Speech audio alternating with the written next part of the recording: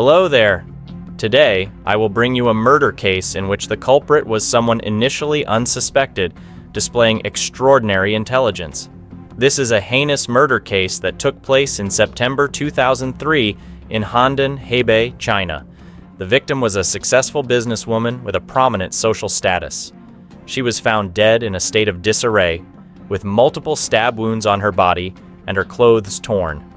Along with 2 footprints left by the perpetrator, this case ranks among the most horrifying and perplexing murder cases in Chinese.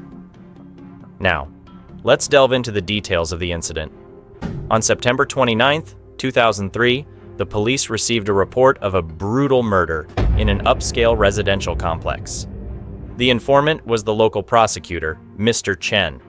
Upon receiving the information, the police quickly arrived at the crime scene.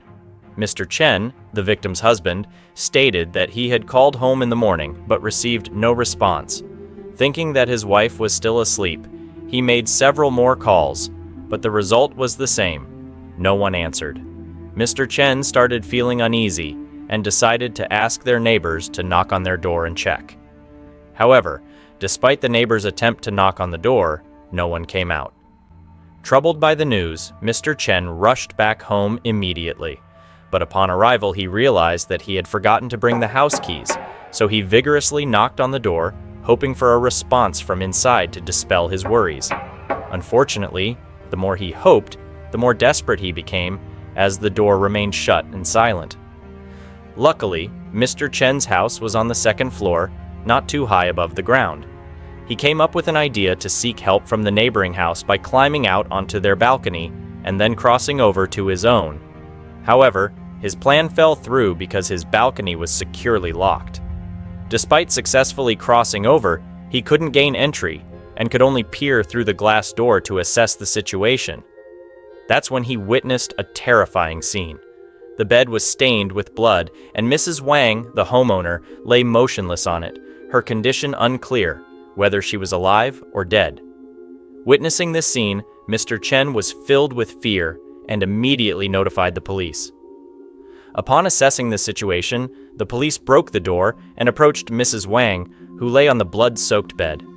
She had already ceased to breathe, wearing a pink nightgown with both hands and feet tied with nylon ropes, her mouth covered and her body exposed. The police discovered several strands of male pubic hair on the victim's genital area, and the cause of death was a stab wound to the chest, with at least 10 stab wounds on the body. The crime scene was chaotic, indicating that the victim had attempted to resist and fight for her life against the assailant. Moreover, there were handprints found, but no fingerprints were detected, leading the police to speculate that the criminal wore gloves during the attack. Furthermore, the police found 2 sets of footprints in the living room leading to the bedroom, which did not belong to the residents. Most importantly, no suspicious object that could be the murder weapon was found at the crime scene. The main entrance and windows were also undamaged. Additionally, at the crime scene, the police found over 100,000 yuan in cash, along with other valuable jewelry and belongings. Due to the severity of the case, the police immediately formed a special investigation team to analyze the available evidence. Based on the chaotic traces at the crime scene, the perpetrator appeared to have broken into the apartment to steal valuables. However, it was peculiar that there was still a significant amount of cash left untouched, suggesting that money was not the motive. Furthermore, although the police found some remaining strands of male pubic hair on the victim's genitals, there was no evidence of semen. This indicated that the perpetrator did not commit sexual assault against Mrs. Wang. So, is this a case of failed burglary, attempted sexual assault, and murder? According to Wang's friends, she is a very straightforward person and has never had any ambiguous relationships with anyone. Therefore, the possibility of committing a crime of passion is ruled out. Considering that the victim was involved in business, the police also reasoned that the perpetrator could be an employee within the company or a competitor of the victim, acting out of conflicting interests. However, people say that Wang is straightforward and always enthusiastic about helping her employees when they encounter difficulties, so she is highly regarded by everyone. It is highly likely that Wang's husband in the business world has provoked enmity with someone, and unable to kill him, that person turned to killing his wife. Based on this line of reasoning, the police thoroughly investigated all the employees in Mr. Chen's company as well as his competitors, but they did not obtain any promising results. The investigation continuously reached a dead end. According to the accounts of Mr. Chen's neighbors, the relationship between the couple was not as harmonious as it appeared to others. In fact, it was quite terrible. They would have minor arguments every 3 days and major arguments every 5 days, and the entire building was always in an annoying state of noise. A woman who claimed to be Wang's close friend also revealed to the police that Wang was merely a pawn that her husband always put forward. Furthermore, most of the money in Wang's company was actually controlled by Mr. Chen alone. In fact, a large portion of the money in Wang's company was obtained through Mr. Chen's abuse of power and accepting bribes. The so-called company was just a cover to launder money. Moreover, Wang's close friend also revealed that Mr. Chen had a very promiscuous lifestyle after becoming a successful man.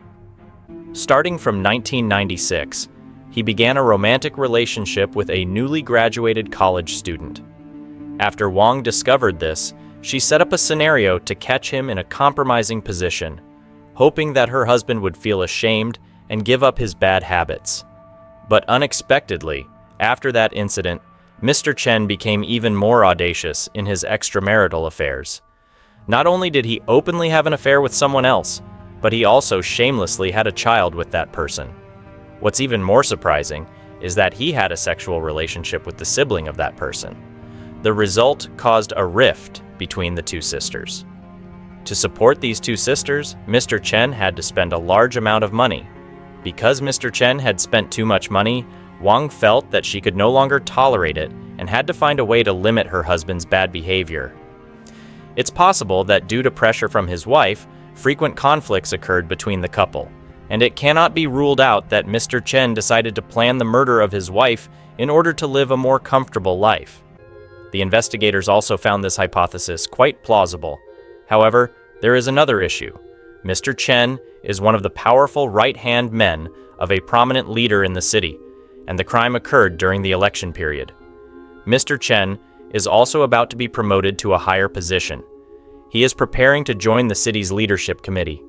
Therefore, in the absence of concrete evidence and due to the sensitive nature of the case, the police are hesitant to take immediate action. At the same time, due to the unique nature of the case, some experts in the field of investigation have been mobilized, including Meister Kwok, one of the most talented and outstanding criminal investigation experts in China. He has been involved in analyzing criminal investigations since the 1950s, has participated in thousands of cases, and has not made a single mistake. He is hailed as the Sherlock Holmes of China. At this point, although 3 months have passed since the day of the crime scene is still well preserved. After Mr. Kwok and other experts thoroughly examined the crime scene, they quickly discovered some clues that the previous investigation team had overlooked. First, there were 2 sets of footprints left at the crime scene. Initially, it seemed that the criminal entered the bedroom and left the room after committing the murder. However, upon closer examination, it can be observed that these footprints only point inward, and there are no footprints leading out. The killer stayed at the crime scene for a while before leaving, yet there were no overlapping footprints at the scene. If it is assumed that the murderer intentionally erased their footprints, then why did they leave footprints when entering the victim's bedroom? Therefore, it is not difficult to deduce that the footprints at the crime scene were deliberately left behind by the killer, indicating that they are fake traces. Second, as mentioned earlier, there were clear signs of a struggle on the bed. This indicates that the victim attempted to defend themselves before their death. However, during the second autopsy conducted by Detective O. Kwok, it was discovered that although Wang had multiple injuries, most of them were fatal wounds, yet she was still alive during the first 4 attacks. In addition, at the time the body was discovered, the victim was bound. Normally, when bound in such a way, there would be visible marks or bruises on the victim's skin caused by resistance. However, there were no such characteristics on Wang's body. Why is that? There is only one explanation. When she was attacked, Wang was in a deep state of unconsciousness.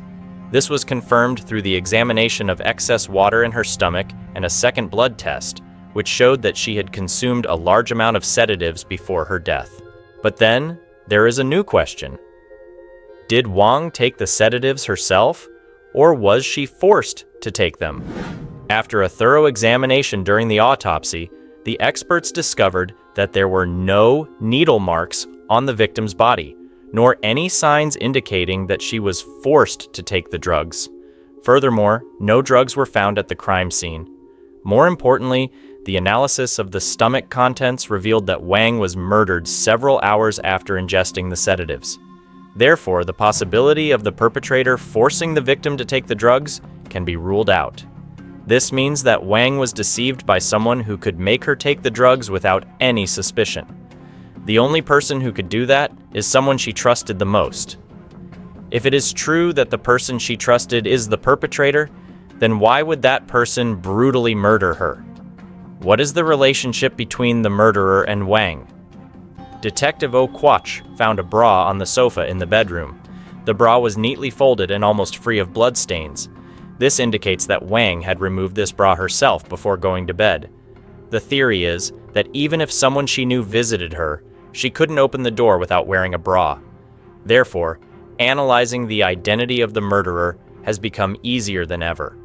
Additionally, the issue of the weapon that has been puzzling the police for so long has also been resolved by O'Quatch. After closely examining the blanket beneath Wang's body, O'Quatch found a faint bloodstain of a blade. Although the trace of the blade was quite faint, fortunately, the shape was still discernible, indicating that it was a light, curved knife. Through the cuts on Wang's body, it can be determined that this was indeed the murder weapon. Clearly, the biggest suspect in this case is none other than Mr. Chen, the victim's husband. On January 18, 2003, 108 days after the crime occurred, Chen was arrested on suspicion of intentional homicide. However, as an experienced prosecutor, Chen understood that a case couldn't be solved definitively without finding the murder weapon. Therefore, from beginning to end, he refused to confess, even appearing arrogant and stating that no one could judge him. However, soon after, Chen could no longer maintain his arrogance. By comparing Chen's walking habits, experts identified fake footprints at the crime scene that did not match Chen's foot size, but were undoubtedly his footprints. Combined with the evidence of Chen's corruption found in Wang's safe and 6 notebooks left behind by Wang before his death, it confirmed that everything revealed by Wang's friends was true. Most importantly, through the investigation of Chen's friends and classmates, the police obtained valuable information from a friend named Truong, who said that he had once given Chen and 3 other friends a beautiful curved knife as a gift. The police immediately took this knife from the homes of the other 3 individuals and realized that only the suspect Chen's knife was missing. After a thorough comparison, they found that the blood and cuts on Wang's body matched perfectly, confirming that the murder weapon was indeed this curved knife. Finally, unable to escape the evidence and the sharp reasoning of the police, Chen had no choice but to truthfully confess the entire process of killing his wife to the authorities. According to Chen's confession, the reality was that he had wanted to divorce his wife for a long time, but had been afraid to do so because his wife had held on to incriminating evidence against him for many years. If he made her angry, and she revealed all the bad things he had done, he would surely spend his life behind bars. It was only after a recent argument that Chen truly became sinister and began to contemplate murder. Prior to the crime, he had prepared a knife, rope, gloves, and some strands of hair from another man to carry out the act. On the day of the crime, he gave Wang a cup of drugged water, and Wang, unsuspecting, drank it. After an hour, Chen realized that his wife was deeply asleep. Though he hesitated a little because they had lived together for many years, he ultimately thought that if she remained alive, his dark secrets would surely be exposed someday. In her unconscious state, Wang suddenly uttered 2 words, startling Chen. Fearing that the sound would be heard by the neighbors, he quickly placed the small knife on the blanket and grabbed a black shirt to cover his wife's mouth. Then, Chen repeatedly stabbed his wife 21 times, causing severe internal injuries and significant blood loss, leading to her immediate death. Afterward, Chen cleverly fabricated the crime scene and disposed of the murder weapon, pretending that nothing had happened and going about his usual routine. On October 22, 2004, the prosecution office formally charged Chen. When Chen learned that the police did not find the murder weapon, he saw a glimmer of hope and immediately recanted his previous confession, while hiring 3 high-paid lawyers to defend him. However, all efforts were in vain. On August 12, 2006, the Supreme Court issued a death sentence for Chen for the crimes of intentional homicide and bribery. He was also stripped of his political rights for life. Thus, the case of a highly intelligent assassin killing his wife came to a close. The bond of marriage was no match for the materialistic desires of this murderer.